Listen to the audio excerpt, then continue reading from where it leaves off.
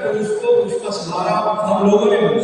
हम भारतीय कृषि समाज जो है ये कोई धंधा नहीं करता, ये कोई व्यवसाय नहीं करता, ये नॉन पॉलिटिकल और नॉन प्रॉफिटेबल ऑर्गेनाइजेशन है जो हमेशा चाहे हिंदुस्तान के किसी कोने से किसी किसान को कोई दिक्कत आएगी तो भारतीय कृषि समाज हमेशा उसके साथ खड़ा।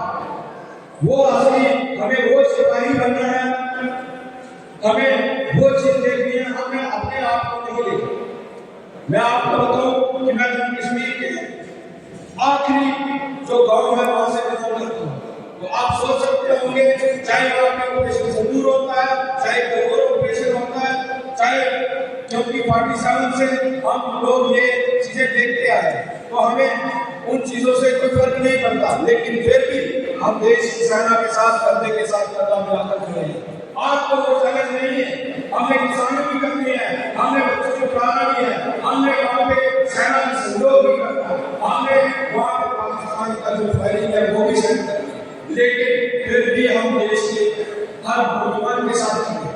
वो चैलेंज वो जज्बा अंदर भरना है कि हम एक भारतीय कृषक समाज जो है उस ऑर्गेनाइजेशन को भी इस तरीके से मजबूत करना है, क्योंकि आपके पास तो हर चीज है, आपके पास फ्रीडम है। हमें हमारे एरिया में काफी सारी चीजों की अभी कमी है, अवेयरनेस की कमी है, हर चीज की कमी है, हर दिन हमारे लिए नया चैलेंज होता है, लेकिन फिर भी हम उस कोने से भारतीय कृषक समाज को हम पावरफुल कर रहे हैं, वहां से पूरा सहयोग करें, आप लोग भी इसमें सहयोग करें। और असली जीत हमारी तब होगी जब हमारा अन्नदाता, हमारा किसान जो है वो बेसिक रूप पे वो मजबूत होगा, उसको किसी दलाल के आगे हाथ नहीं फैलाने पड़ेंगे, उस दिन हमारी जीत होगी। जिस दिन उसका जो फसल है वो उठाने, वो फसल MSP से ऊपर लेने के लिए उसके घर जो है व्यापारी आएगा, उस दिन हमारी जीत है। और ये मैंने करके दिखाया वहां पे। आज वहां पे गेहूं का रेट जो है 2800 रुपया क्विंटल वहां बॉर्डर पे। उसका कारण क्या है? क्योंकि वहां पे हमारे मिडल मैन जो थे वो लोगों से धंधा करते थे और खुद प्रॉफिट खाते थे। हमने उससे FPO बनाई। FPO चाहे खरीदे ना खरीदे, लेकिन FPO का प्रभाव इतना पड़ा कि वो मजबूर हो गए। वहां पे दूध का रेट था। जब मैं सबसे पहली बार मिला तो मेरी एक ही बात थी कि मैंने कहा सर हम AC रूम में बैठे हैं, लेकिन वो किसान जो 5 लीटर दूध की थैली लेके सुबह थैली लेके दूध बेचने के लिए जा रहा है, कोई मेरा मिडलमैन आए और दूध लेके जाए। क्यों? इन चीजों से हमें निजात करनी है, और उसके लिए भी JKDC और हमारी जो फेडरेशन जम्मू कश्मीर की है, मैं उसमें एज मेंबर भी काम कर रहा हूँ।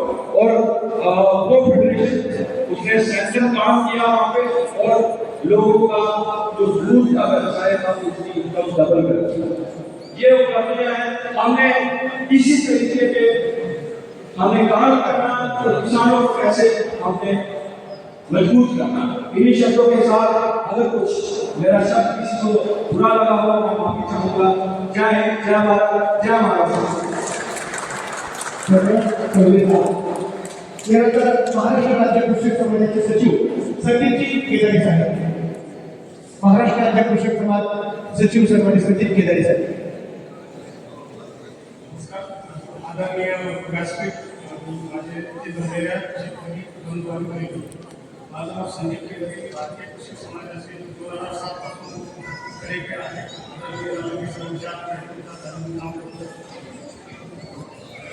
2007 पासून दुबईमध्ये आमची कंपनी आहे आणि त्या ग्लोबल टेलरिंग आहे।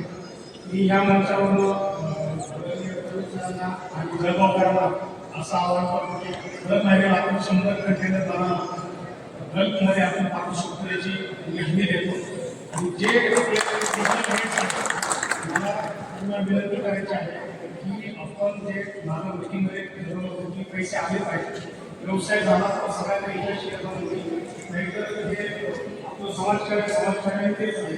सगळ्यांना माझा अशी विनंती आहे ते आपण फर्स्ट आपण आयडेंटिफाय करून प्रोडक्ट आयडेंटिफाय करून ते ऑर्डर करायचं. आता डिसेंबर सुरू जानेवारीमध्ये बाईंग आणि सेल चालू होतं ऑस्ट्रेलिया नंतर तिथे आपले आउटलेट आहे. आपले 8 देशांमध्ये जवळपास 16,000 आउटलेटमध्ये आपलं पेट्रोल जातात सध्या दुबईमध्ये. आता ते कंपनी दुबईला पाठवते, दुबईतून 8 देशांमध्ये आम्ही 16,000 आउटलेट डायरेक्ट ॲक्सेसिबल आहे. म्हणून आपले जे कॉपरेटिव्ह असतील, बचत गट असतील, दुसरे काही हे असतील कंपनी त्यांच्या मार्फत आपण पाठवू शकतो. हा प्लॅटफॉर्मचा आपण उपयोग करून घ्यावा. पुढच्या जानेवारीला अध्यक्ष साहेबांमध्ये असं 50 कोटी कर्ज झाला, 80 कोटी कर्ज होता आणि आम्ही एवढं काम केलं. मला प्रत्येकाने आपलं जबाबदारी असेल सर्वजण मिळून चांगलं काम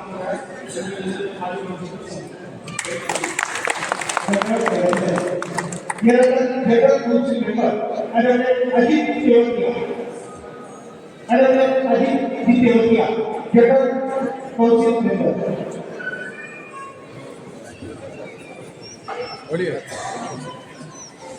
आज इस कार्यक्रम में उपस्थित महाराष्ट्र के जलगांव में सभी को सामाजिक न्याय अधिकार की तरफ से जय महाराष्ट्र। आज के कार्यक्रम में प्रधानमंत्री मोदी जी के टीम में सच्चे सिपाही और जो पूरे देश भर में किसानों की अलग जगाने का कार्य करते हैं, परम आदरणीय आज के कार्यक्रम के अध्यक्ष आदरणीय कश्मीर चौधरी जी, यहाँ उपस्थित सुभाष नागले जी, ज्योतिबाई सत्य जी, प्रोफेसर मंगेश जी, हमारी महिला अध्यक्ष पूजा गेरा जी, जम्मू कश्मीर साहिब सिंह जी और पूरे देश भर से किसान नेता आज इस मंच पर इकट्ठे हुए हैं। मैं इस महाराष्ट्र की धरती पर सबको अभिनंदन करता हूँ और उनका सबका अभिवादन करता हूँ। किसी भी राज्य और किसी भी देश की उन्नति इस बात से नहीं होती कि उसके जो नागरिक हैं, जो संपन्न नागरिक हैं, जो अमीर नागरिक है, वो कितने संपन्न होते हैं। किसी भी राज्य की उन्नति का आधार है तो ये देखा जाता है कि उस राज्य के किसान के मुख पर कितनी संतोषक कितना खुशी है। इसी कड़ी में इस प्रदेश में महाराष्ट्र में और इस जलगांव में दो कैपिटल ऑफ बनाना, जहाँ की तापी नदी के माध्यम से इन किसानों ने ड्रिप इरिगेशन के माध्यम से कृषि को इतना आयाम दिया है कि आज पूरे देश भर में महाराष्ट्र का नाम कृषि में बड़े शौक से लिया जाता है, नंबर 1 पर लिया जाता है। मैं इस राज्य की धरती को नमन करता हूँ कि यहाँ के किसान तरह तरह के अपने प्रोडक्ट लगा करके पूरे विश्व में इस कृषि को नया आयाम दिशा देने का काम कर रहे हैं।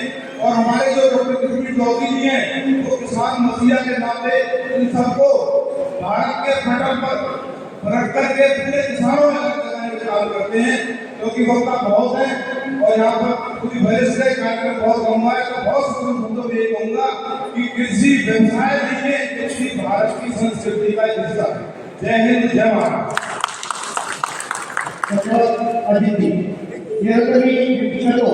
महिला अध्यक्ष स्वातिताई बोरीकर मॅडम, आदरणीय स्वातिताई बोरीकर मॅडम महिला अध्यक्ष.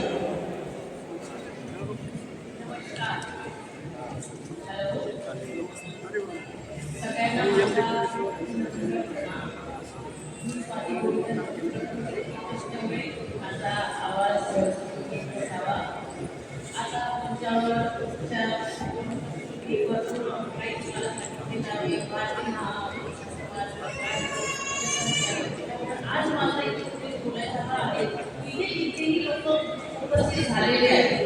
रिझन हे की भारतीय शिक्षक समाज हा कठोर आणि जर एकत्रित झाले तर त्याच्यातून काहीतरी जर निष्कर्ष निघत असेल तर ते फार वेगळं.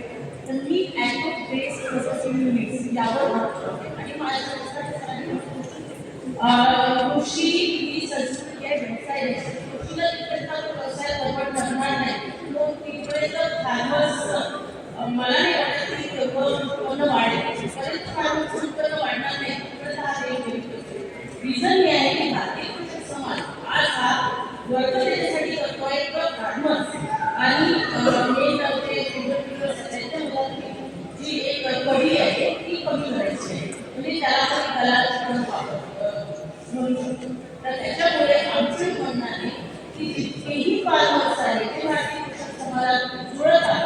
त्यांनी एक आपला एक क्लस्टर किंवा एक ग्रुप बनवून त्याच्यावर पोस्ट करून डायरेक्ट मार्केटला आपण कसं देते भारतीय कृषी समाजाच्या रिपोर्ट करेल एक समाजकार्याची ओळी पण त्याच्यात तिथपर्यंत फार्मर्सला स्वतःचं उत्पन्न व्यवसाय कन्वर्ट करून ते मार्केटमध्ये काही करू शकतात तोपर्यंत भारताचे किती फार्मर्स आहेत ते तितकेच उत्पन्न नाही होऊ शकणार असं मला त्याच्यावर आम्ही काम करते स्पेशली मी महिलांवर बोलत करते धन्यवाद. यानंतर एक्सॉन कंपनी हैदराबाद या कंपनीचा प्रमुख हरी दादा एक्सॉन कंपनी हैदराबाद आदरणीय हरी दादा सारे अतिथियों को मेरा प्रणाम और सभी कंचन को मेरा प्रणाम. मैं हरी दादा एक्सोप्लाइड साइंस हैदराबाद में डायरेक्टर हूँ और आपके पास अभी हमारे दोस्तों आए हुए कंपनी से मैं एक्चुअली जलगांव की ही बेटी हूँ. जलगांव मेरी जन्मभूमि है. मेरे जो पिताश्री है उन्होंने जलगांव लोकमत का ही उद्घाटन किया था और जलगांव लोकमत नासिक और अकोला लोकमत सब उन्हीं के अंडर था. तो आज इस जलगांव की भूमि पे कृषि के रिलेटेड जो ये पूरा आयोजन किया है उसके लिए मैं नारायण सर और ज्योति सर मैडम को बहुत बहुत मन से धन्यवाद देती हूँ. और बस इतना ही कहूँगी कि यहाँ पे उपस्थित सभी लोगों का जो प्रयत्न है कृषि की तरफ कुछ अच्छा करने के लिए उसी में से हमारी कंपनी का एक बहुत बड़ा प्रयत्न है कि जगह माटी तक टिके खेती. तो हमारे कंपनी के जो भी प्रोडक्ट्स हैं वो प्रोडक्ट्स इस तरह से बनाए हुए हैं कि वो माटी से कुछ लेते नहीं है बट मिट्टी को बहुत कुछ देते हैं. और जब किसानों का हमको फोन आता है कि मैडम अभी हमने हमारी जमीन पे अर्थवर्क्स देखे हैं, अभी हमारी जमीन में हमने फॉरेस्ट देखी है जो बहुत सालों से कहीं लूप हो गई थी और जो फ्रूट्स है उनमें वापस स्मेल आने लगी है, जो जेजन है आयरन है उनकी पंचेंसी बढ़ चुकी है. ये पूरा बहुत ही प्राकृतिक वे से बहुत ही एडवांस टेक्नोलॉजी यूज करके और हमारी कंपनी कुछ थोड़ा सा योगदान भी करके किसान भाइयों के लिए बहुत ज़्यादा बड़ा अचीवमेंट होगा ऐसा मुझे लगता है. और जैसा सबने कहा कि किसान जो करता है वो व्यवसाय नहीं है, दैट इज रियली इंडिया की जो संस्कृति है वो है और उसमें हमारा थोड़ा सा भी कुछ योगदान रहा तो वो बहुत ज़्यादा अच्छा रहेगा. और इससे मैं बहुत बहुत आभारी हूँ ये मंच मुझे प्रदान करने के लिए. Thank you so much. धन्यवाद. यानंतर औरंगाबाद भाऊ नदी आदरणीय महेंद्रजी बजाज साहब गुजरात राज्य की ओर से. वंदे मातरम. सबसे पहले मेरे गुरु की जन्मभूमि, मेरे गुरु की स्थान कर्मभूमि जलगांव नमन करता हूँ. गोदरीवाला ग्राम सेवा मंडल की ओर से प्रार्थना लेते हुए जहाँ बैठे हुए मंच के सब विराजमान आदरणीय माननीय सम्मानीय लोगों के वंदन करता हूँ और आप सब श्रोता यहाँ पे जो आए हुए हैं उनका मैं स्वागत करता हूँ. भारतीय क्रिकेट टीम में कोई बॉलर होता है, बैट्समैन होता है, कोई फील्डर होता है, टॉप ग्राम स्वराज 7,000 ब्लॉक के बीच में लाने के लिए नेशनल कोऑपरेटिव सोसाइटी मंडी से कोऑपरेटिव की तरफ से मंच सजा हुआ.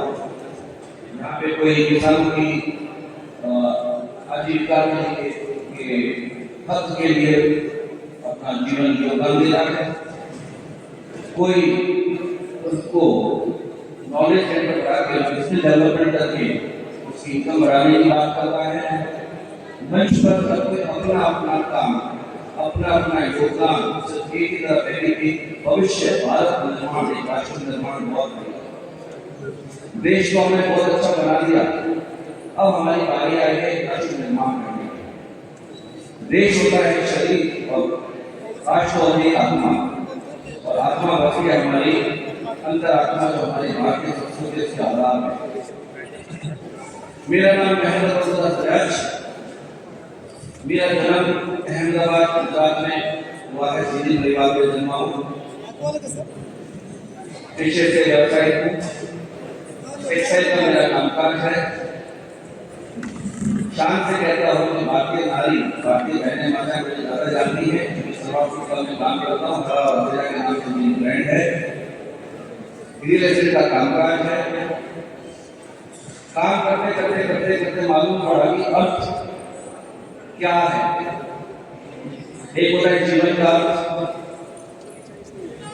और एक होता है अर्थ हमारा मतलब कैसा। हम सब लोग स्टार्ट कर सकते हैं, पर हमें नहीं मालूम जिसको कहते हैं आरंभ से अंत। पर प्रकृति काम करती है अंत से आरंभ की ओर, और जब तक हम अपने आप को प्रकृति से अलाइन नहीं करेंगे, अंत नहीं करेंगे किसी चीज का, तो नए आरंभ की तरफ हम प्रसार नहीं ले पाएंगे। हमने आज तक ये हमारी बदकिस्मती रही है, मेडिकल एजुकेशन ने हमें एक मोहताज बना दिया है कि हम सिर्फ एक मांगने वालों की तरफ रहते हैं। ये चाहिए, ये चाहिए, ये नहीं किया आपने, ये नहीं किया। कभी ये नहीं सोचा कि मैं ये क्यों न दूं, मैं वो क्यों न दूं, मैं इसको क्यों न दूं, मैं उसको क्यों न दूं। और यही दायित्व मुझे डॉक्टर सुभाष चंद्र आनंद ने, डॉक्टर रमन लावड़े ने दिया है। मेरा काम है ग्राम स्वराज्य में अर्थव्यवस्था को ध्यान देना। तो अर्थ की मैं बात कर जीवन के हर किसी के हो सकते हैं, पर इस कलयुग की दुनिया में जब तक अर्थ का सही मायने में हम समझ नहीं रखेंगे, तो किसी भी तरह का हम सही कार्य में या सही आरंभ नहीं कर पाएंगे।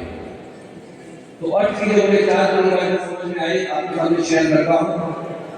वैसे ये बात करने के लिए हमें बहुत ज्यादा चीज संक्षेप में बात करने की कोशिश करूंगा। अर्थ होने के बावजूद अगर उपयोग किया जाए तो गलत हो जाता है। अर्थ होने के बावजूद उसका गलत उपयोग करो या करो तो जनरेशन बिगड़ जाता है, उन्नत हो जाता है। जो आज हम देख रहे हैं, हमारी सभ्यता, हमारी संस्कृति का अवनत होता हुआ जा रहा है। कुछ व्यवसायी हैं, कुछ प्रोफेशनल हैं, अर्थ का उपयोग आज हमने किया समाज के लिए। घर बनाया, मकान बनाया, असेट बनाया, जमीन जायदाद बनाई, दुनिया के लिए, अपने परिवार के लिए, समाज के नाम पे थोड़ा बहुत देकर को शेयर किया, तो बहुत बढ़िया तरीका लगा, बहुत बड़ा काम कर दिया। पर अब वक्त आया है भारत के निर्माण का, अब वक्त आया है किसी को योगदान करने का, अब वक्त आया है किसी के कार्य सेवा में शामिल होने का। और ग्राम स्वराज किसान की शुरुआत होगी, मुझे को लगता है भारत को थोड़ी क्लियर बनाने में शायद हमें देर नहीं लगेगी। तो आज अर्थ का हमें उपयोग करना है, वो करना है परमार्थ का। हम हर वो काम करेंगे जो समाज के लिए एक नया रास्ता बनाएगा। कैसे होगा, क्या होगा, हम जानते हैं कलयुग की दुनिया में हम जी रहे हैं। स्वार्थ और लालच को हम खत्म नहीं कर सकते, और ये स्वार्थ और लालच करके घटने वाली है। इसी स्वार्थ और लालच को अगर उपयोग और दुरुपयोग को हम समझे, उदाहरण के तौर पर मैं आपको बताना चाहूंगा, AK-47 एक तरफ आर्मी मैन खड़ा है, एक तरफ जर्नलिस्ट खड़ा है। AK-47 का परफॉर्मेंस बदलेगा शायद नहीं, पर आर्मी के हाथ में देंगे तो हमारी जान बचाएगा, जर्नलिस्ट के हाथ में हमारी जान ले लेगा। चाकू एक डॉक्टर के हाथ में दूंगे तो चाकू एक जिंदे के हाथ में दूंगे। चाकू का काम है पेट काटना, एक बचाएगा या नहीं। मैं चाहता हूँ सब लोग स्वार्थी बने, हमें स्वार्थ और लालच को लेकर 47 की तरह इस्तेमाल करना होगा, तो कहीं ना कहीं हमें ग्राम स्वराज की तरफ ज्यादा आगे ले जाए। हम प्लेन में बैठे, एक अनाउंसमेंट होती है, ऑक्सीजन की कमी पे सबसे पहले मास्क अपने भी कराए, बाद में अपने बच्चे अपने साथीदार को मास्क दें। मतलब क्या है, सर्वाइव करेंगे तो दूसरों को बचा पाएंगे। तो हमें जो करना है सबसे पहले हमारे अंदर में लानी है पार्टी बनी, लालची बनी, समृद्ध बनी। और हम जानते हैं कि भारत के जितने भी देवी देवता भगवान हैं, जितने भी तीर्थंकर हैं, एक भी मुझे बताइए तो गरीब सब राजा महाराजा थे जो भगवान की तरफ बने हैं। तो हमें सबसे पहले ये बनना पड़ेगा, पाठ्यवादी चुनना पड़ेगा, पाठ्यवादी आधार बनना पड़ेगा, भगवान की कमाने में बनना पड़ेगा। क्या मैं उस पाठ और आदत से देश का समाज का कल्याण कर सकता हूँ? हाँ या ना? इसी को आधार बनाते हुए वाव नदी के नाम से हमने कंपनी बनाई है। गाय आधारित आप में से कुछ लोग रामदास हो सकते हैं, कृष्ण मत हो सकते हैं, हनुमान मत होगा, जैन होगा, बुद्ध होगा, विष्णु होगा, मुसलमान होगा, कोई ईसाई होगा, पर हम सब हैं सनातनी। अब जब सबको जोड़ने की बात आती है, उसके साथ में गाय रखो तो सब एक हो जाते हैं। तो एक तरफ ग्राम स्वराज के अनुसार और दूसरा गाय के आधार पर अगर मुसलमानों का विकास करते हैं, तो मुझे लगता है जल्द से जल्द उस बात सेवा के अंदर हम ग्राम स्वराज को अच्छा स्वरूप दे पाएंगे। इसी को आधार बनाकर भारत के 20,000 गाय का गौशाला का हमारे पास बैठा है, उनको अडॉप्ट का हमने एक बड़ा बढ़िया कार्य हाथ में लिया। कोऑपरेटिव सोसाइटी के माध्यम से हम गाय गौशाला को आधार बनाते हुए नारी सशक्तिकरण के हमने प्रोग्राम बनाए हैं। आज हमारे जो बच्चे हैं पढ़ाई नहीं करने को नौकरी करनी है, और हम चाहते हैं नौकरी न करवा के वो अपनी व्यापार का करवाएं। उसके लिए हमें टेक्नोलॉजी है। पूरा आधार गौशाला का आधार यहाँ पे ग्राम स्वराज मकसद एक ही है कि हमारी यहाँ रोहन से बैठी हुई ग्राम स्वराज, उसको आधार बनाने के लिए हमने पीढ़ी का टेक्नोलॉजी का प्रोग्राम बनाया है। के लिए गौलभ हमने बनाया है छोटी और भारत के आधार है, जिसमें इकोनॉमी को जनरेट किया जाए और ऑफलाइन मॉडल के अंदर हमने गौरव का निर्माण किया है। एक इलेक्ट्रिक कार हमने बनाई है जो पूरे भारत वर्ष के हर मंदिरों के बाहर मतलब जहाँ का होता है वहाँ हमको जिसके में बहुत अच्छे बिजनेस मॉडल भी बनाए हैं। मकसद ये है कि आप यहाँ जितने लोग बैठे हुए हैं, आप वकील हो सकते हैं, आप सीए हो सकते हैं, आप बिजनेसमैन हो सकते हैं, आप किसी तरह के प्रोफेशन हो सकते हैं। आप चाहते हैं कि देश में कंट्रीब्यूशन करना है तो हमारे साथ जुड़ के नेशनल कोऑपरेटिव सोसाइटी के सभी लोगों के साथ जुड़ के भारत का राष्ट्र बना सकते हैं, भारत का नया निर्माण आप कर रहे हैं। मुझे मालूम है जो थोड़ा कम है और काफी देर से हम लोग बैठे हुए हैं, तो आप सबसे विदाई लेते हुए कहूँगा कि हमें पुरानी मानसिकता का अंत करना पड़ेगा, नई सोच को आरंभ करना पड़ेगा। अंत से आरंभ को शुरू करने के लिए आप सबका साथ सहयोग चाहिए। राम स्वराज, जय जवान, जय किसान, जय महाराष्ट्र। धन्यवाद। आपका अनुभव प्राप्त हुआ। यानंतर की आमंत्रित हरियाणा महिला अध्यक्ष पूजा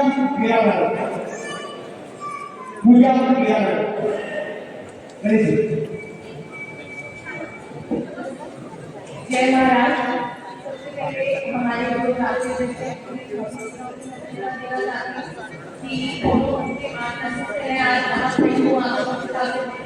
मैं भी अच्छी स्पीकर से पर आप सबका बहुत धन्यवाद देना चाहती हूँ कि आप बहुत अच्छे बिजनेस हैं। आप इतनी शांति से अभी तक सभी अधिकारियों को सुन रहे हैं, अलग अलग जगह से आए हैं और उन्होंने आपको बताया कि हम भारतीय समाज किसानों के लिए काम कर रहे हैं और हमारे किसानों की आवाज हमारे राष्ट्रीय अध्यक्ष डॉक्टर साहब हैं, वो उन्होंने बहुत सारे काम किए हैं किसानों के लिए और बहुत सारे काम आगे भी हम करते रहेंगे। तो आप लोगों को मैं ज़्यादा समय नहीं देना चाहती। आप सबको पता है कि हमारे जो बेसिकली किसान है वो ईट की हड्डी तो है, वो अन्नदाता तो है, बट लेकिन हमारे जो अध्यक्ष साहब है उन्होंने पहचाना कि महिलाओं की जरूरत इस संस्था को क्यों है, क्योंकि वो अन्नपूर्णा है। अगर वो धरती अन्नपूर्णा है और किसान देश के अन्नदाता, ये दोनों जब एक साथ काम करेंगे तो और बेहतर काम कर सकते हैं। उनकी इस सोच को मैं धन्यवाद देना चाहती हूँ और इसके साथ मैं अपनी वाणी को भी विराम देना चाहती हूँ और सभी अतिथियों का माने जो भी यहाँ पर इस मंच पर है उन सबका मैं से धन्यवाद देना चाहती हूँ। धन्यवाद. धन्यवाद तुमच्या यानंतर महाराष्ट्र प्रभारी आदरणीय ज्योती तुळशीकर. महाराष्ट्र प्रभारी ज्योती तुळशीकर.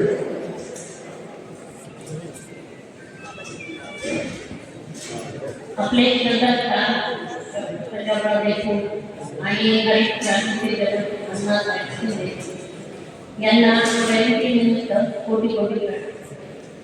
उपस्थित मंचावर आदरणीय डॉक्टर कृष्ण चौधरीजी आणि माझे सर्व सन्माननीय बंधू आणि भगिनी. समोर उपस्थित भारतीय सोशल समाजाचे तालुका अध्यक्ष, जिल्हा अध्यक्ष, विभागीय अध्यक्ष आणि आपली सर्व टीम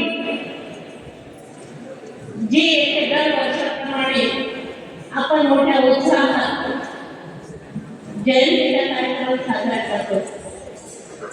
सर्वांनी अगदी तन मन धनाने जो कार्यक्रम उत्साहात केलेला आहे त्याबद्दल सगळ्यांचे कौतुक भारतीय सोशल समाजातर्फे सर्वांचे. त्यानंतर आपल्याला एक संघटित होणं गरजेचं असतं, म्हणून आपण हा कार्यक्रमाचं नियोजन करतो. हे सगळ्यात महत्त्वाचं.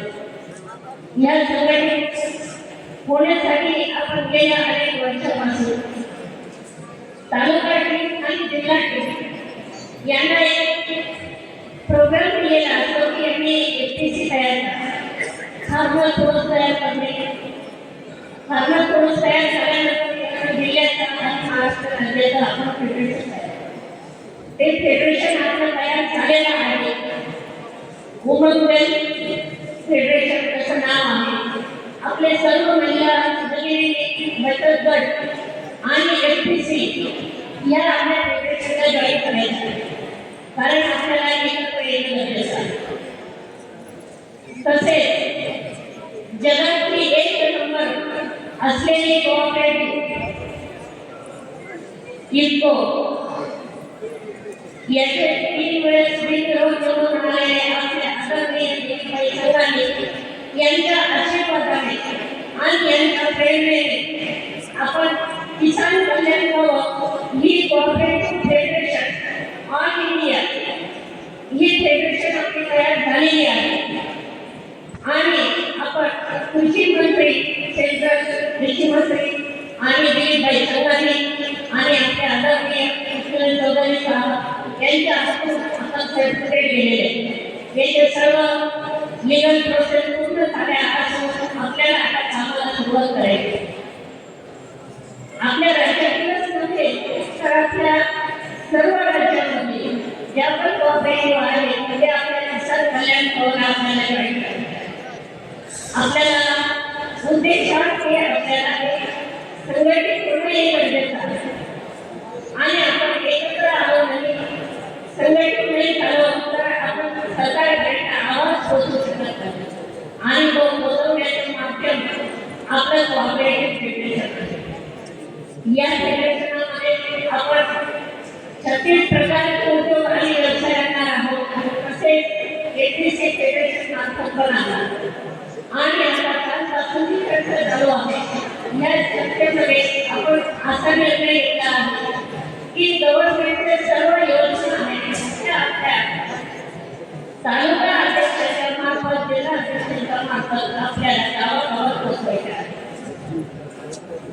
गव्हर्नमेंटच्या योजना FTC मार्फत आणि कोऑपरेटिव्ह सर्व कामं आपण आपल्या कोऑपरेटिव्ह मार्फत करणार. जगातल्या सर्वात मोठी कोऑपरेटिव्ह इफको आणि अमूल याचं मार्गदर्शन घेऊन आपण पुढे वाटचाल केली आहे. आणि आपल्या कोऑपरेटिव्ह फेडरेशनचे चेअरमन दिलीपभाई संघाने सुपुत्र मणिभाई संघाने आणि त्यांच्या दिशा आणि मार्गदर्शनाने आपण पुढे जातो. तसेच आपण BTS सुद्धा कोऑपरेटिव्ह केलेला आहे. 11 राज्यांमध्ये कोऑपरेटिव्हचं लायसन घेतले आहे आणि ते सुद्धा आपल्या किसान कल्याण भवनाला जॉईन होतात. याचा आपल्याला संघटित पाहिजे आहे. आणि त्यापासून जे संस्थेमधून आपण तयार केले आहे की आपल्याला एक ब्रँड तयार करायचा आहे. आपला एक ब्रँड झाल्याशिवाय आपण पुढे जाऊ शकत नाही. जसं संगीत केदारेकर आहे, संगीत सर आहेत, दत्तात्रय रावसाहेब पाटील सर आहेत, बाळासाहेब पाटील, पडळकर साहेब आहेत. आपण असं सगळ्यांनी मिळून जी व्यक्तिरेखा आहे तो आपल्याला एक ब्रँड तयार करायचा आहे आणि ब्रँडच्या माध्यमातून आपल्याला पुढे जायचं आहे. आदरणीय डॉक्टर पंकज चौधरी साहेब यांचं भाषण ऐकण्यासाठी आपण आतुर झालेलो असतो आणि त्यांची दिशा आणि मार्गदर्शनाने पुढे जातो. तसेच माझे सहकारी माझ्याबरोबर माझ्या विचारांची सहमत असणारे सुभाष मलांगे सर, आम्ही दोघांनी मिळून ही संघटना उभी केली आणि त्याला तुम्ही सगळ्यांनी साथ दिली त्याबद्दल भारतीय समाजाकडून सर्वांचे मनापूर्वक स्वागत आणि अभिनंदन. तसेच मी एक थोडं बोलू इच्छित आहे की आजचा जो कार्यक्रम आहे याची जी बांधणी आहे, याचं जे प्रेरणा आहे आणि ज्यांनी ही जबाबदारी घेतली होती असे रावसाहेब पाटील यांचे खरंच खूप मनापासून धन्यवाद. खरोखर खूप छान हा कार्यक्रम आयोजित झाला आणि या कार्यक्रमाचे नियोजन करणारे आपल्या प्रवीण पाटील जी आपल्याला गाडीची व्यवस्था, जेवणाची व्यवस्था आपण कशी आपण त्यात देऊन आणतो, पण आपल्याला नाश्ता कसा मिळेल, जेवण कसं मिळेल, पाणी कसं मिळेल, आपण गाड्या कशी मिळेल, हे सर्व नियोजन प्रवीण पाटील यांनी केलेलं आहे. त्यांचं भारतीय समाजाकडून खूप खूप स्वागत, खूप खूप अभिनंदन आणि धन्यवाद. बस एवढे बोलून माझ्या भाषणाचे समस्त संपवते. जय हिंद, जय महाराष्ट्र. आदरणीय कृती सूचना प्रत्येकाचा मान सन्मान आपल्या कार्यशैलीतून आपल्याला विशेष केला त्याबद्दल आपल्याला स्वागत करतो, आभार व्यक्त करतो. यानंतर भारतीय कृषी समाजाचे राष्ट्रीय महासचिव आदरणीय हसनसिद्दीकी नागरकर आहेत. हसनसिद्दीकी नागरकर भारतीय कृषी समाजाचे महासचिव भारत सरकार.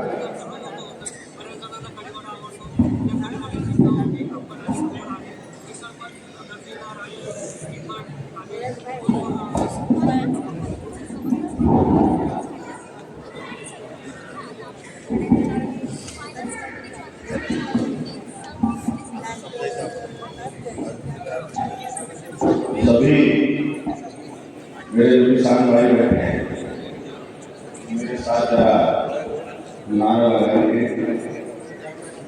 भारत माता की, भारत माता की, भारत माता की।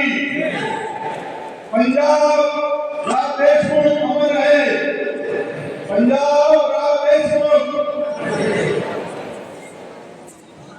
महाराष्ट्र और भारतवर्ष के कोने कोने से आए मेरे किसान भाइयों सभी को मेरी नमस्कार भावना। हमारे 2 दिन से जो कार्यक्रम चल रहा है, कल हमारा ट्रेनिंग प्रोग्राम था, हमारे राष्ट्रीय अध्यक्ष हैं डॉक्टर किशोर चौधरी, उन्होंने 1 बाय 1 करके सबसे हमारा परिचय भी हुआ।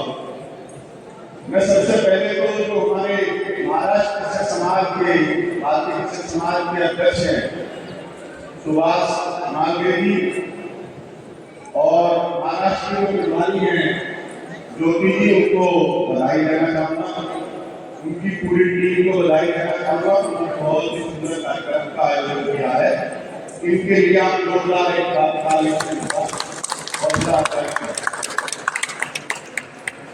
आज के इस कार्यक्रम के अतिथि कहो या जो हमारे अध्यक्षता कर रहे हैं भारतीय कृषक समाज के राष्ट्रीय अध्यक्ष मेरे बड़े भाई डॉक्टर किशोर चौधरी जी, जो किसी परिचय के मोहताज नहीं है। मैं पिछले लगभग 30-35 साल से तो मैं भी देख रहा हूँ कि किसान भाइयों की जो भी समस्या होती है पूरे देश में कहीं किसी प्रकार की भी समस्या हो, वो पूरी तरह से उनकी लड़ाई लड़ते हैं। चाहे भारत सरकार की बात करो, चाहे तो हमारे अधिकारी विदेश में उनके बात करो, उस छोटी समस्या के लिए आपके लिए हर मदद करने के लिए तैयार रहते हैं। ऐसे हमारे डॉक्टर संदीप चौधरी जी जरा जोरदार तालियों से उनका अभिनंदन। उन्हीं के साथ में हमारे जो महाराष्ट्र भारतीय कृषक समाज के अध्यक्ष हैं भाई नागेश जी, ज्योति जी, हमारे बीच में हरियाणा से चलकर आए हैं। हमारे जो हरियाणा की इकाई है उसके अध्यक्ष हैं भाई देवतिया जी, हरदीप सिंह देवतिया जी, जम्मू कश्मीर से चल के आए भाई सुनील जी, और हरियाणा से हमारी पूजा जी, और एक और सदस्य हमारे बीच में बैठी है मुकेश देशमुख जी, जिनकी कार्य प्रणाली से आप सब लोग परिचित हैं। और मंच पर बैठे हुए सभी सम्मानित मंच की अगर मैं सत्यनाम उनका नाम है परवीन जी बैठे हुए सारे देख रहे हैं, पूरी टीम को बधाई मैं पहले दे चुका हूँ। सम्मानित मंच को नमन करते हुए मैं आप लोगों से कोई बहुत ज्यादा कि और भी मतलब बैठे हुए हैं कि बात में नहीं चाहूंगा कि भारतीय कृषक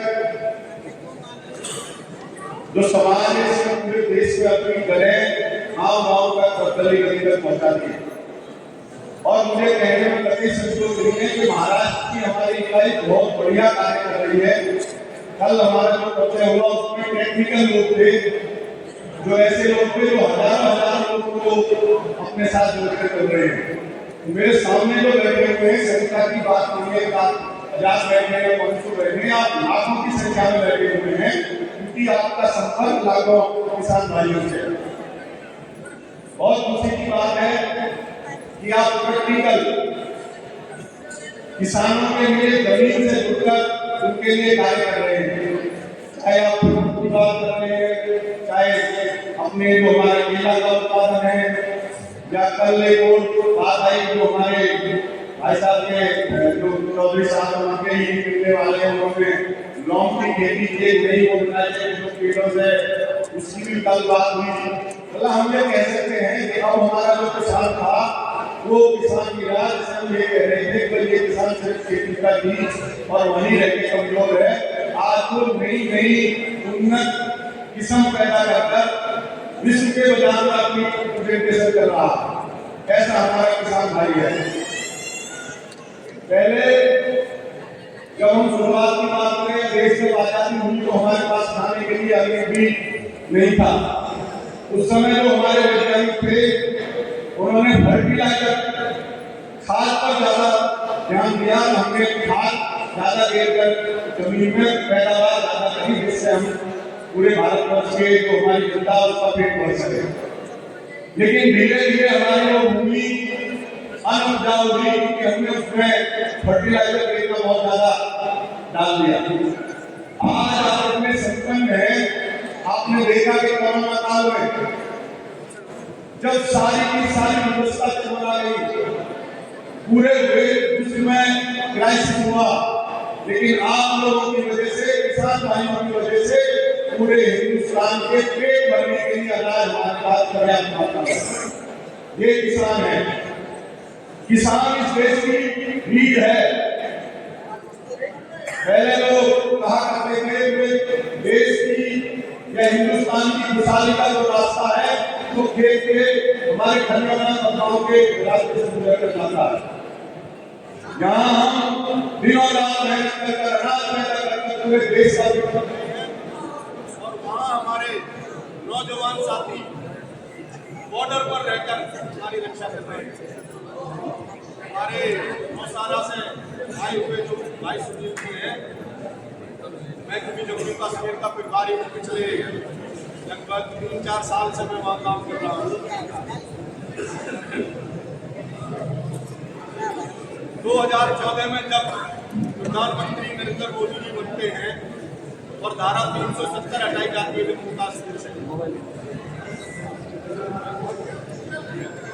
पूरे देश में एक माहौल इससे पहले बनाया जाता कि जब धारा 370 हटाई गई तो पूरे देश में हाहाकार मच जाएगा। पूरे देश में खून की नदियां बहाई जाएंगी, लेकिन धन्यवाद नरेंद्र मोदी जी और अमित शाह जी का, उन्होंने धारा 370 कर जैसे किसी घास के टिक्का को काट कर फेंकते हैं उस तरीका से धारा 370 उखाड़ी और बाहर फेंक दी। एक चिड़िया नहीं मरी पूरे देश में, चिड़िया कैसे होती? तो मैं नौशेरा की बात कर रहा था या RSS पूरा जो ऑर्डर है मैं गया हूँ वहाँ बासमती बहुत ज्यादा पैदा करते हैं हमारे किसान भाई। वहाँ जो हमारे घर है बुजुर्ग होती है, वहाँ सीधी गोलियां बॉर्डर से आकर हमारे घरों में बैठाती है। हमारे पशु चाहे भैंस है गाय है, उनकी हत्या होती है गोलियों से। लेकिन 2009 के बाद नरेंद्र मोदी भारत के प्रधानमंत्री बने, एक गोली नहीं है पाकिस्तान की तरफ से, एक गोली। और हमारी आगे से कह दिए थे अगर एक गोली चले तो आप हम फेंको पर। अभी ऑपरेशन सिंदूर हुआ, उसमें भी आपने देखा क्या करते हैं पाकिस्तान में।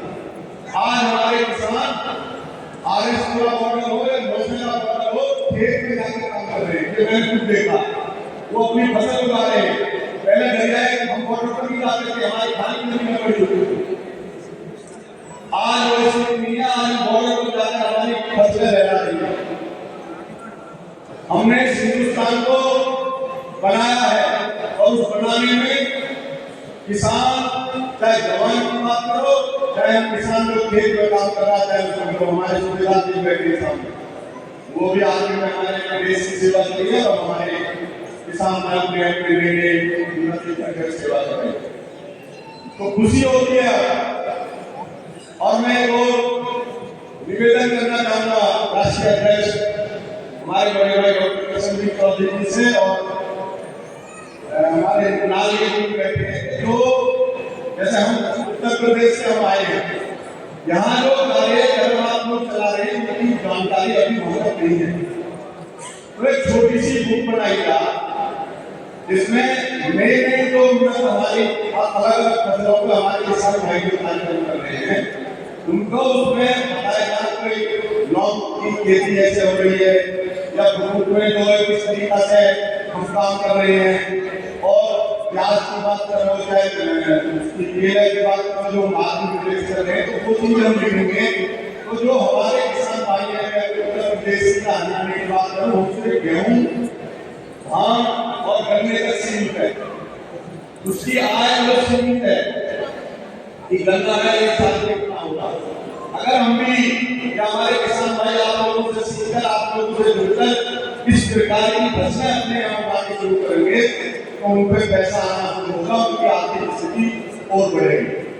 तो मेरा निवेदन रहेगा हमारे गाँव में लोग बैठे कैसे अगर छोटी सी कोई आर्थिक समाज की तरफ से पत्रिका हो गए हमारे आंध्र प्रदेश में, कर्नाटक में, महाराष्ट्र में या केरल में जो हमारे किसान भाई नई फसलों को करके, जैसे अभी बात कर रहे थे हमारे मंत्री साहब बैठे कि वो उन्होंने केसर की जो है केसर भी यहाँ पैदा करने की कोशिश करी है कंटेनर में एसी लगा, जबकि केसर की खेती ज्यादातर हमारे पास शुरू होती है कंपोज जिला वहाँ सबसे ज्यादा होती है। तो जो नई नई चीजें वो पैदा कर रहे हैं, नई नई रास्ते वो निकाल रहे हैं, इनकी जानकारी उससे हमारे देश में वहाँ तक जाएगी तो इसको हमें निश्चित रूप से फायदा मिलेगा। हमारे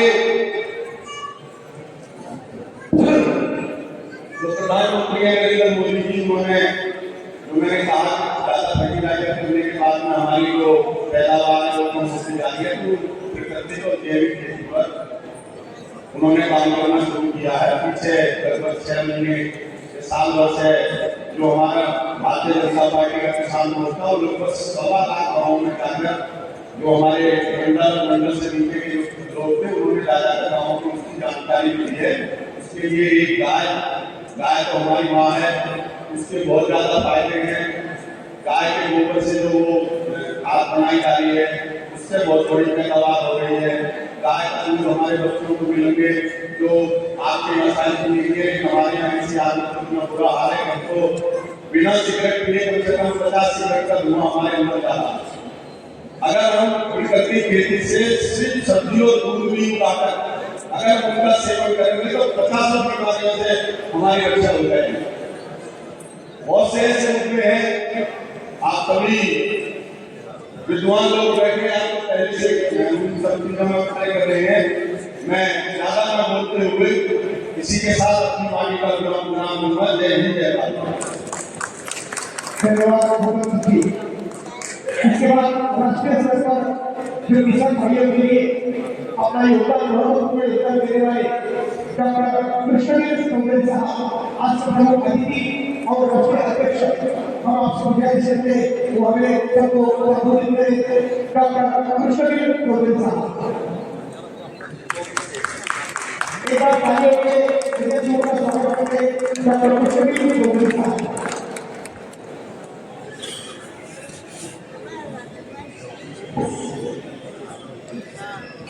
भारतीय कृषक समाज के द्वारा आयोजित कार्यक्रम में पंजाब देशमुख जी की 127वीं जयंती को लक्ष्य में आप सभी का हार्दिक अभिनंदन करता हूँ, स्वागत करता हूँ। मंच आती मेरे भाई डॉक्टर सुभाष नारंगी जी, भाई ज्योति कुर्से जी, भाई हसन सिंह नागर महासचिव हैं हमारे संगठन के और जम्मू कश्मीर के प्रभारी हैं बीजेपी किसान मोर्चा, भाई अजय तिवतिया जो हरियाणा कृषक समाज के चेयरमैन हैं और स्कूल ऑफ इंडिया के मेंबर हैं, मिनिस्ट्री ऑफ सोशल वेलफेयर के उसमें सदस्य हैं, भाई सुनील चौधरी जो जम्मू कश्मीर कृषक समाज के चेयरमैन हैं और वहाँ मिल्क फेडरेशन की वाइस चेयरमैन है जम्मू कश्मीर, और इनका गांव पाकिस्तान में बॉर्डर जो है हमारा पाकिस्तान का आखिरी गांव है गोलियां गोले और बहुत लंबे समय से देखने आते रहते हैं। ऐसे हैं ये हमारा जो हरियाणा महिला अध्यक्ष पूजा गेरा, वैसे तो पुजारी जो एस्ट्रोलॉजर है वास्तु एक्सपर्ट है, लेकिन किसानों की एग्रीकल्चर मशीनरी ट्रैक्टर पार्ट से लेकर वो सब इनका कार्य है, उनकी मदद करते हैं। फरवल के अंदर तो हरियाणा का एक बड़ा महत्वपूर्ण जिला है फरवल, उत्तर प्रदेश के ऐसे पूजा जी हैं हमारे संगठन में, ब्रिगेडियर राजाराम यादव जी और मेरे बहुत पुराने साथी, मेरे मित्र, बहुत जुझारू पंजाब और देशमुखी के सपनों को साकार करने में हमारे सहयोगी भाई मंगेश देशमुख जी, जो शिवाजी लोक विद्यार्थी को भी भाव साहब की याद में लंबे समय से भाजपा करने के बाद मित्रों, भारतीय कृषक समाज का धर्म और धर्म देश के किसानों की सेवा करना, उनके हितों की रक्षा के लिए कार्य करना। देश में जो सपना डॉक्टर पंजाबराव देशमुख जी ने देखा था, जो नीतियां और जिन सिद्धांतों को भाव साहब ने अपनाया था, उन नीतियों और सिद्धांतों को आगे बढ़ाने का कार्य भारतीय समाज करने में दायित्व करता है और उसी में हम सब साथी मिलकर और आपके सहयोग से भाव साहब की नीतियों को आगे बढ़ाने के लिए कार्य पूरे देश के अंदर करता है। मित्रों, 3 शब्द हैं, by the farmer, of the farmer, for the farmer. अब आप समझ लीजिए 3 शब्दों के सिद्धांतों पर भारतीय कृषक समाज ने इन्हीं सिद्धांतों का कार्य करता है। कृषक समाज का दायित्व देश के किसानों को सुरक्षित करने वाली योजनाओं को सरकार के सामने रखते हुए उनका समाधान करने का हमेशा प्रयास करते हैं। आज अगर हम बात करते हैं आजादी के लिए अक्सर बहुत लंबा सफर हमने तय किया है, लेकिन क्या वजह है कि देश के किसानों का शोषण आज भी जारी है। बिचौलियों के द्वारा, बड़े व्यापारियों के द्वारा किसानों के शोषण से मुक्ति आज तक नहीं। क्योंकि किसानों को बाजार में खड़ा ही नहीं किया गया, इसलिए किसान का शोषण होता। मैं देश के हर प्रदेश के कोने कोने के किसानों के बाजार की समस्याओं को, उनकी फसलों के उत्पादन के मूल्यों को आए दिन जानकारी देता। मुझे मालूम है कि इस तरीके से सोयाबीन के किसानों का शोषण किया जाता है। मुझे मालूम है कपास के किसानों का किस तरीके से भी नुकसान होता है। मुझे मालूम है कि किस तरह से देश के अंदर देश की फसलों पर आए दिन समस्याओं से जूझता है देश का अन्नदाता। अन्नदाता को बाजार में खड़ा करना आज समय की आवश्यकता। मैं आज उन्हें मंच के माध्यम से सरकार से यह आग्रह करता हूं कि उन बाजार की शक्तियों से मुक्ति दिलवाने के लिए हिंदुस्तान के किसानों को अपने बाजार की व्यवस्था करने के लिए योजना को लागू किया। मैं केंद्र सरकार से आग्रह करता हूं कि जिस तरीके से महिला आयोग है, बाल आयोग है, SC/ST आयोग है, OBC आयोग है, उन आयोग को जिस तरीके से समस्त अधिकार की शक्तियां हैं, उनके अधिकार है और वो अपने अपने क्षेत्र में सराहनीय कार्य कर रहे हैं, उसी तरीके से कृषि लागत मूल्य आयोग को भी सरकार के द्वारा संवैधानिक दर्जा दिया जाए, जिससे आयोग के द्वारा कृषि मूल्यों को तमाम प्रदेशों की सरकारें लागू करने के लिए अपने दायित्व को निभाने के लिए प्रयास और आगे।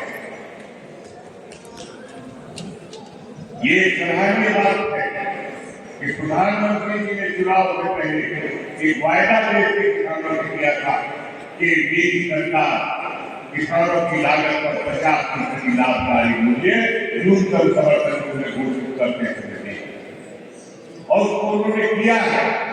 ये सच्चाई है, इस सच्चाई को प्रचार करना चाहिए कि सरकार जो न्यूनतम समर्थन मूल्य घोषित करती है उसमें 50% लेकर और कई फसलों का 90-100% तक लाभकारी मूल्य जोड़कर घोषित करती है। लेकिन इस देश के मात्र 6% लोगों को न्यूनतम समर्थन मूल्य का योजना का लाभ मिल पाता है। देश के 66% किसानों को जिसकी जोत 2 एकड़ है, उसकी समस्या के समाधान के लिए प्रधानमंत्री जी ने जो MSP कमेटी का गठन किया, उसमें उन्होंने 2 शब्दों का प्रयोग किया कि कमेटी को इस तरह से अपना रिपोर्ट देनी होगी कि जो 86% गरीब किसान है उसमें पारदर्शिता कैसे हो और न्यूनतम समर्थन मूल्य का लाभ इस देश के गरीब और पिछड़े किसान को किस प्रकार मुहैया हो, किस प्रकार उसको बहुत लाभ मिले, ये प्रधानमंत्री जी ने अपनी इच्छा प्रकट करते हुए कमेटी का गठन किया। और मेरा सुझाव बराबर ये रहा है कि देश में 60 से 62% कच्चा माल किसानों का गांव और क्षेत्र में बिक जाता है, मंडियों में 38-40% से ज्यादा माल नहीं पहुंचता। लेकिन मंडियों में शोषण होता है, ये भी सच्चाई है। सच्चाई को स्वीकार करना हम सबका नैतिक दायित्व है। तो मेरा सुझाव ये है कमेटी के सामने आपके अधिकारों को बचाने के लिए इस देश की सरकार पूरे देश में बाजार खोले, किसानों को किसी तरीके से बहु प्रकार का बाजार है, चाहे वो छोटा व्यापारी हो, चाहे वो बिचौलिया हो, चाहे वो फूड प्रोसेसिंग की कंपनियां हो, चाहे जो भी हो, उसको भी मोनोपोली जो है बाजार की उसको तोड़कर उसको ग्राहक जब ज्यादा होंगे, खरीदार जब ज्यादा होंगे तो शोषण से कुछ लाभ मिलेगा, मुक्ति मिलेगी। ये मेरा भी मानना है और आप इस बात को स्वीकार करिए कि जब बायर ज्यादा होंगे, खरीदार ज्यादा होंगे तो फसल का मूल्य उचित मिलेगा, ठीक मिलेगा। ये सच्चाई है, इसलिए बाजार की आवश्यकता सरकार ने फार्मा प्रोड्यूसर ऑर्गेनाइजेशन की स्थापना 10,000 एफपीओ बनाने की बात की तो 20,000 से ज्यादा बनाए। इसीलिए बनाए कि 300 किसान मिलकर एक ग्रुप बनाएंगे और जब 300 किसानों का एक संगठन होगा तो उनकी जो क्षमता है अपने माल को बेचने की वो क्षमता बढ़ेगी, उनकी ताकत बढ़ेगी, उनकी बाइंग कैपेसिटी जो है, जो बेचने की क्षमता है, उसको वो अपने शर्तों पर माल बेचेंगे। इसलिए आज समय की आवश्यकता है। प्राइमरी एग्रीकल्चर कोऑपरेटिव सोसाइटी को जो इस देश में लगभग 67,000 टैक्स चली आ रही है, उसमें लगभग 60% ज्यादा को डिफॉर्म और उनको सक्रिय करने के लिए प्रधानमंत्री जी ने जो सहकारिता मंत्रालय का गठन किया और उस सहकारिता मंत्रालय का जो दायित्व है, इस सरकार के सबसे मजबूत मंत्री भाई अमित शाह जी को जो दायित्व दिया गया है, तब से युद्ध स्तर पर देश में सहकारिता के लिए कार्य आज तमाम टैक्स का पूरा कंसोलिडेशन किया जा रहा है।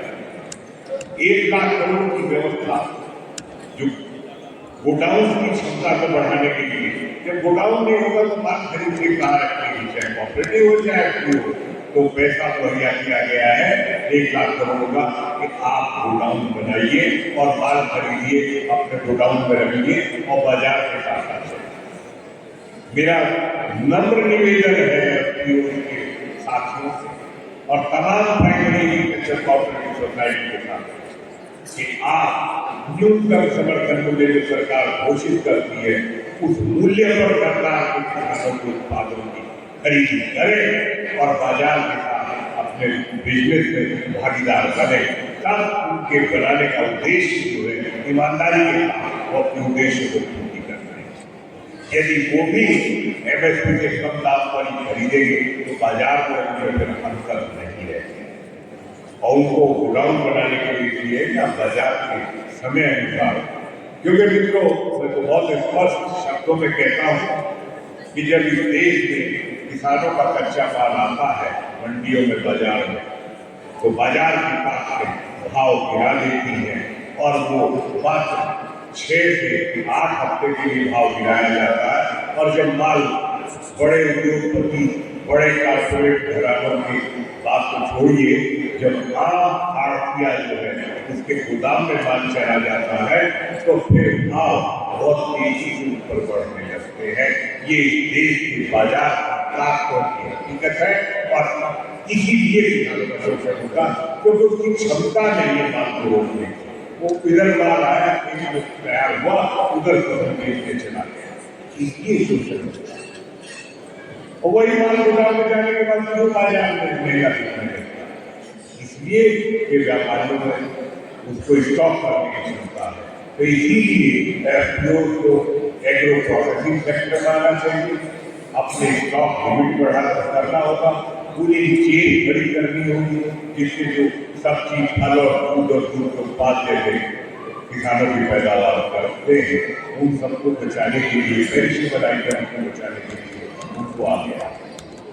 इस देश के सब्जी और फलों का बाजार भी उतना ही है जितना लोग अनाज का और दलहन का, तिलहन का, उतना ही बाजार इस देश में मछली पालन, मुर्गी पालन, सारा लगभग 1/3 भागीदारी है।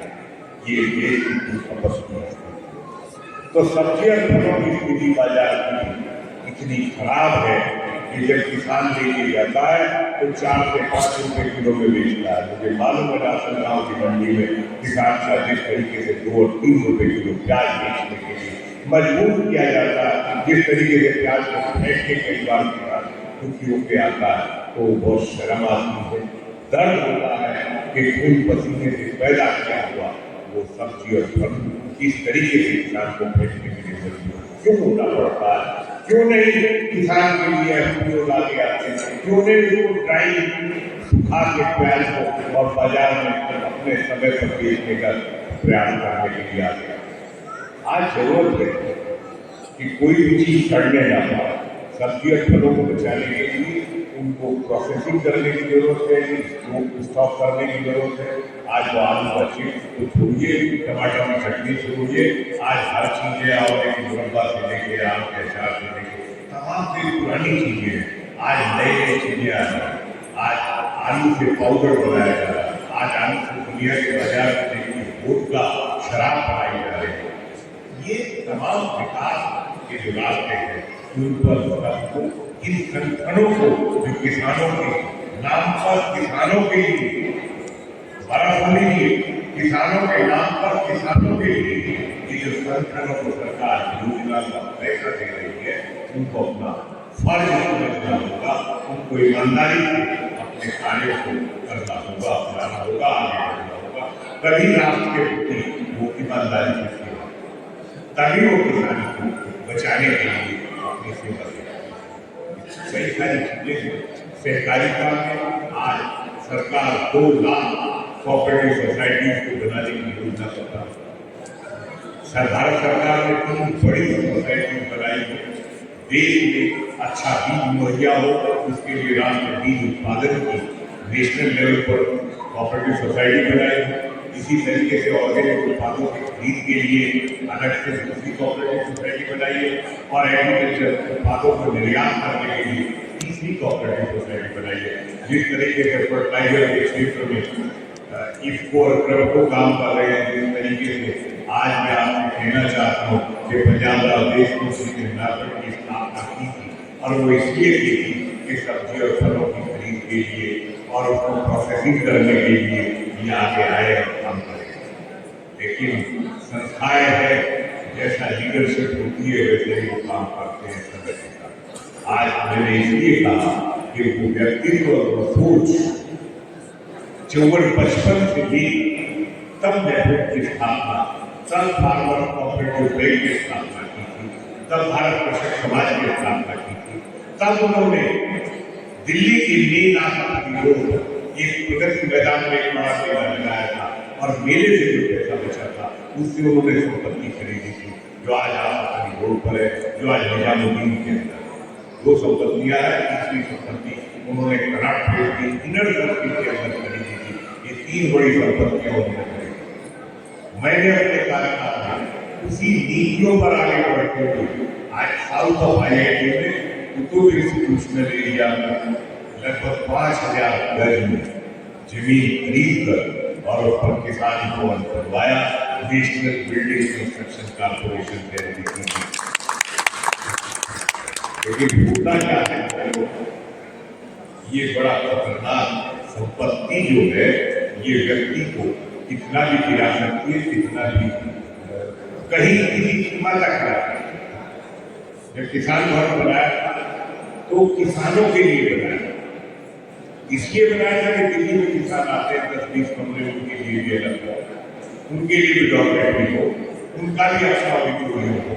ये तमाम चीजें उस किसान भवन के अंदर व्यवस्था करके और उस समय के प्रधानमंत्री से 96 उनसे उसका उद्घाटन करवाया।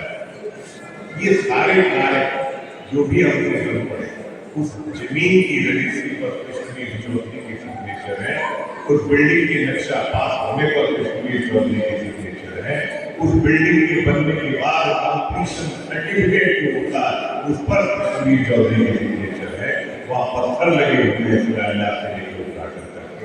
उसके बाद मैंने अपने ऐसे कारणों से जो मुझे बर्दाश्त नहीं, उस वजह से मैंने उन लोगों से अलग किया, क्योंकि मैं नहीं चाहता था कि संपत्तियों उनको रोकने का दायित्व सभी का। मेरे कुछ साथियों ने कल भी मेरे से कहा कि सर उनको बचाने के लिए हम सब कार्य मंगे थे, उसमें सबसे ज्यादा आगे रहता है। मैं तो इतना ही कहता हूँ अपने महाराष्ट्र के साथियों से, कर्नाटक के साथियों से, क्योंकि जो वहाँ कृषक समाज काउंसिल के सदस्यता थी वो महाराष्ट्र और कर्नाटक की सबसे ज्यादा सदस्यता थी, अधिकार था। उसे बाद में फर्जी तरीके से बदल दिया गया। उसमें कुछ लोगों को फर्जी तरीके से गवर्नमेंट बॉडी का मेंबर बना दिया गया। खड़े हो जाओ, ये आपकी हमारा पालन आपकी और ये करताल में तमाम लोगों ने विरोध किया था कि हम नहीं चाहते हम पंजाब और क्षेत्र के तमाम लोगों को सुरक्षित देखें। मैंने इसे कहा कि मुझे मुक्ति चाहिए, मैं गलत काम में भागीदार नहीं बन सकता। इस वजह से मैंने बात, लेकिन फिर मेरे साथियों ने कहा कि संगठन तो पंजाब राव देशमुख के लिए बनाना रखना है। वो संगठन जो भारत कृषक समाज नाम से चलाया था, उसका कहीं कोई रजिस्ट्रेशन भारत कृषक समाज के नाम से नहीं है। वो भाव साहब ने फार्मर्स फोरम इंडिया के नाम से रजिस्ट्रेशन कराया था, और तब हमारे साथियों ने कहा कि सर इसको छोड़िए और भारत कृषक समाज की स्थापना।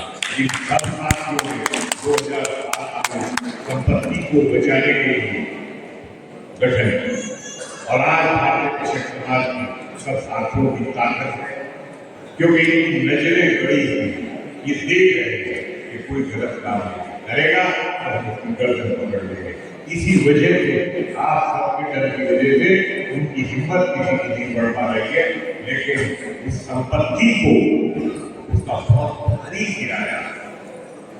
आपने कहीं सुना नहीं होगा कि कोई किसानों के उद्धार के लिए कोई काम किया।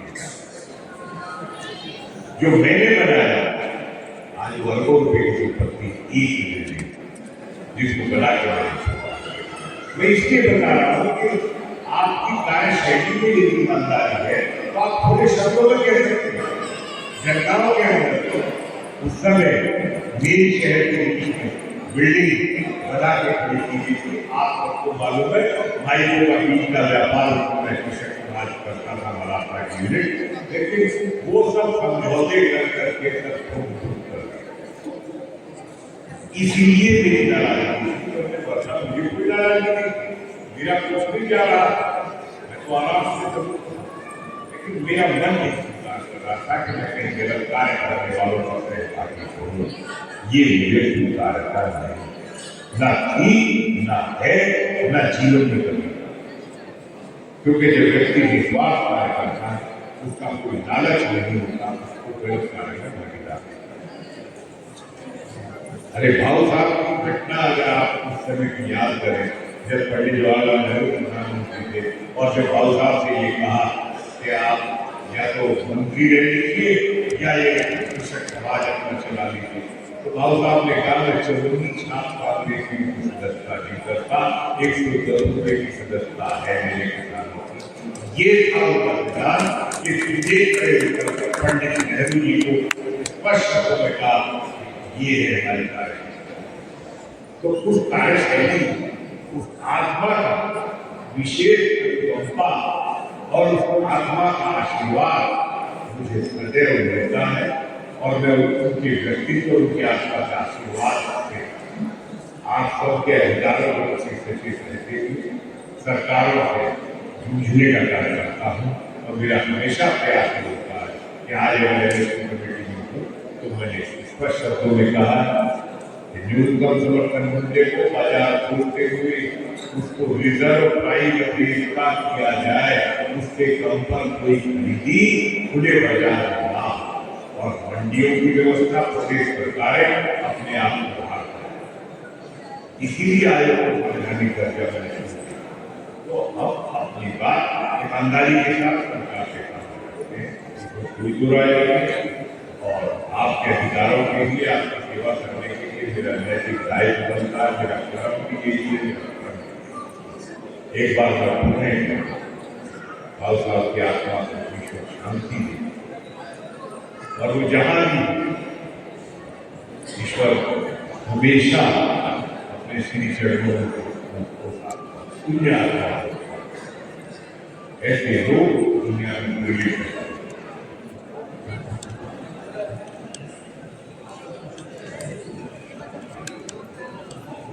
हमारे साथियों ने तय किया कि पालघर जिला वाड़ा तालुका के मेरे गाँव से कृषि रत्न मेरी नाम के साथ कृषि रत्न कृष्ण चौधरी ने खेती 750 बच्चों को करवाने के लिए आज सुबह निवेदन किया था। तो मैंने कहा कि ये अच्छा कार्य है, नैसर्गिक खेती में हमेशा इसमें सहयोगी हूँ।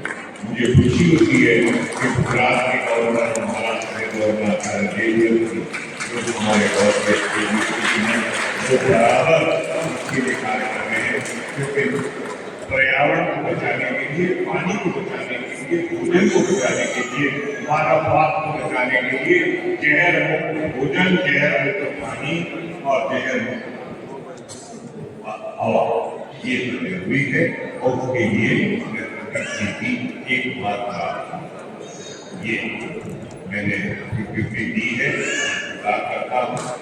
और साइड गेट्स में आज हमारे समाज के 4 मजबूत स्तंभ है, या मैं कहते हैं कि भाई नीति हो गया, भारत सरकार में भी एक गरीबों की कमेटी है, उसमें मदद है भाई आप अपनी लागत